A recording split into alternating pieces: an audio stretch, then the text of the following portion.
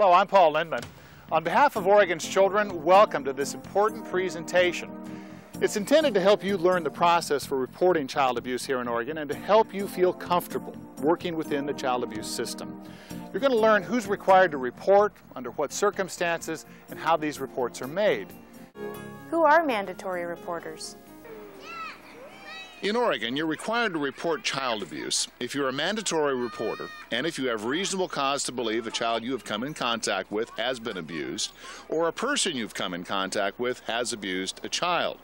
While persons other than mandated reporters are not required to report child abuse in Oregon, they are urged to do so to help protect children, to help the child's family obtain social services, and to stop or prevent future abusive or neglectful behavior. Oregon law lists certain public and private officials who, because of their profession, most frequently come into contact with abused children or with those who abuse them.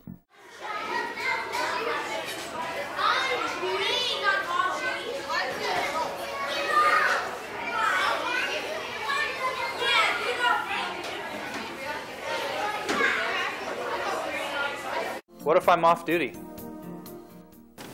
You're required to report child abuse 24 hours a day, regardless of whether your knowledge of the abuse came within your official capacity or during off-duty hours. For example, if you stop for groceries on your way home from work and observe child abuse while standing in the checkout line, you are still required by law to report that information. Mandatory reporters are required to make an immediate report. Immediate means without delay. Such reports cannot wait until later, a more convenient time, or the next business day. Even if the child is not currently in danger, the reporter is required to report immediately. How do I make an immediate report? Reports must be made to either a law enforcement agency or to Child Protective Services. Hey, Justin, can you come with me to my office for a minute? Yeah. CPS is the branch that deals specifically with child protection issues under the jurisdiction of the Department of Human Services. Law enforcement agencies include police departments, county sheriff's offices, and the Oregon State Police. You are not required to call both. Oregon has a reciprocal reporting system, meaning that the report information is always shared between law enforcement and CPS.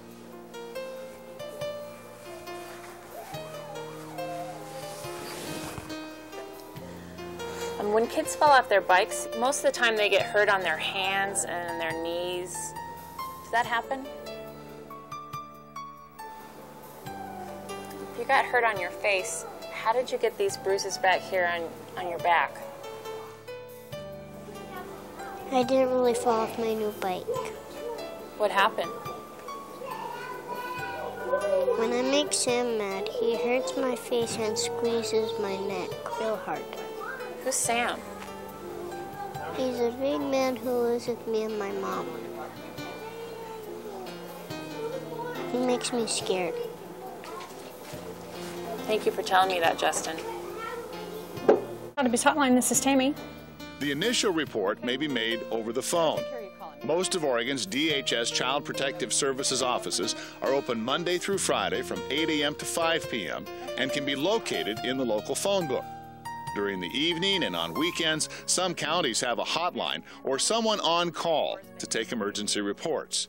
In most areas, law enforcement is a 24-hour service. At first he said he fell off his bike, but I checked him and he has no bruises on his hands, legs, or knees.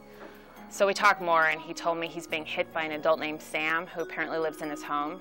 CPS workers are trained to ask specific questions about the nature of abuse.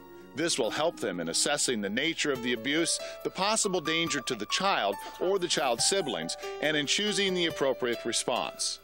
CPS workers will check the state's computerized records to learn if there is a caseworker already assigned to the family and if there have been past complaints of abuse or neglect. What information should I have?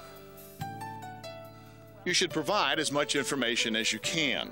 If possible, you need to give the child's full name, date of birth or approximate age, address, the names of parents and siblings, the nature and extent of the abuse, and the location of the child. It's helpful to include any history of previous episodes of abuse you suspected or are aware of from records, or statements by a victim, perpetrator, or witness. Keep a record of the date and time you called and the name of the person to whom you spoke. We consider this an immediate response, so law enforcement and CPS worker will be on their way out. Okay, thank you. Bye-bye. 911? Hi, this is Tammy at the Child Abuse Hotline. Yes, I'm calling for police assistance. We have a 6-year-old boy who's at daycare, and he has injuries. What address is the child at? And is the child safe where he is right now? It's important that the reporter not tell the one suspected of abuse that you have made a report, that CPS or law enforcement has been notified, or that anyone is responding. This will help protect both the reporter and the child. Hi, I'm the one that called. Hi, Officer Lori Smith, and this is Kurt Bolos with Department of Human Services. The reason I called is there's a little boy here who's got some bruising on his face and his neck. And when I asked him In many jurisdictions, CPS and police respond together to assess suspected abuse cases. We've come to talk to you about the owie you have on your eye. Can you tell us how that happened? The investigation includes identifying the problems that lead to the abuse or neglect. The worker will evaluate the parents' or caretaker's responses and willingness to cooperate. Sometimes children must be removed for their protection, but in most instances, children are not removed from their homes. Hello, my name is Kurt Bolos. I'm from Child Protective Services. I'm here to talk to you about your son being taken into protective custody.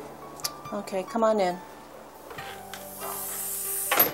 The police have arrested Sam, your boyfriend, for assaulting Justin. We need to discuss a safety plan for you and your son. He's been hitting me, but I never thought he'd hit Justin. When I asked about the black eye, Justin said he fell off his bike. I need your help. I want to protect my son from this ever happening again. Justin's doing a lot better than I expected. We're going to some domestic violence classes to try to understand why it happened. Based upon the likelihood of future abuse or neglect and the family's strengths to protect the children, CPS will determine the appropriate action. The family may be referred to community resources such as mental health or family counseling. All reasonable efforts will be made to assure children are protected from further abuse. What kinds of abuse am I required to report? The most recognizable type of abuse is physical. You can visually observe bruises, burns, cuts, and scars. Neglect may also be visible. It includes conditions that jeopardize the child's health, like rotten teeth, malnutrition, or a child who is underweight for their average age and height. Unexplained or lengthy absence from school is another indicator that abuse may be taking place. Also, it's against the law to leave young children under 10 years of age alone if their surroundings or circumstances place them in jeopardy. Other abuse is not as easily recognized.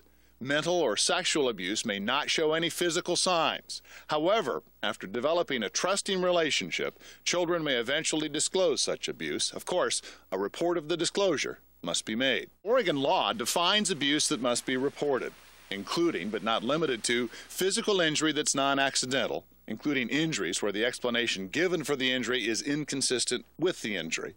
Mental injury, which is cruelty to the child that causes observable and substantial impairment of a child's mental or psychological ability to function with due regard to the child's culture. Sexual abuse, which includes fondling, voyeurism, incest, rape, sodomy, sexual penetration, child pornography, and child prostitution. Neglect or maltreatment, including the failure to provide adequate food, clothing, and shelter, or medical care that's likely to endanger the health or welfare of the child. Threatened harm, which means subjecting a child to a substantial risk of harm to the child's health and welfare. Under the law, reasonable discipline isn't considered abuse unless the discipline results in one of the conditions previously described as abuse. Buying or selling children is against the law and is considered abuse. If I see a suspicious mark on a child, should I investigate it? It's not appropriate for you to conduct an investigation beyond what your profession may require. A system of child abuse evaluation centers exists throughout Oregon, where specially trained professionals do child interviews in a sensitive, systematic manner, in a child-friendly environment. This does not mean you can't talk openly and honestly with the child, and if the explanation doesn't fit, report it. What if I'm not sure it's abuse? You don't have to be sure abuse has occurred. Even if a subsequent assessment shows the situation wasn't abuse, it was still appropriate for you to report if you had reasonable cause to believe a child was abused or a person had abused a child. Occasionally, more than one person calls with a concern about the same child. Your additional report may supply DHS Child Protective Services with a critical piece of information, enabling them to respond and help the child or the child's family. After I report, will my name be made public? In Oregon, and in most other states, there are laws which keep child abuse reports confidential. A small number of cases can result in juvenile or criminal court action, and you may then be called as a witness. Can I be sued by the parent for making a report? Under Oregon law, any person who makes a child abuse report in good faith, which is based upon reasonable grounds, is immune from liability.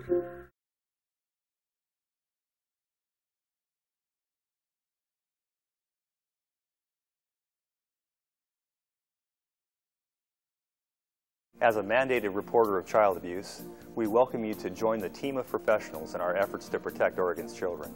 You can make an important decision that will save a child and positively affect the quality of their lives.